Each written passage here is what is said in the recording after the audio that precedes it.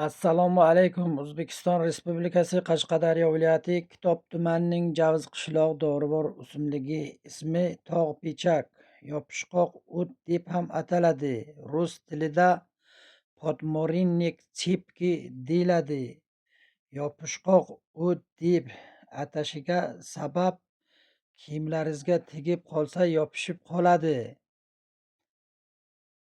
Yopishqoq o't balandligi 30 santimetrdan 1 metrgacha yetadi. May oylarida gullab, sentyabr oyigacha terib, quritib olsangiz bo'ladi.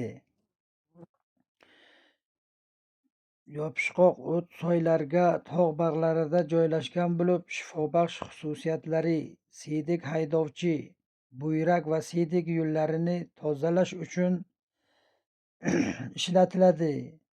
Yallig'lanishlar uchun, teri va yaralarni qizarishiga ishlatiladi.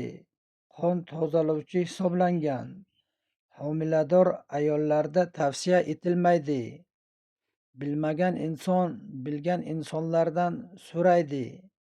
Mutaxassislar tavsiyasi bilan kam-kam iste'mol qilsangiz bo'ladi.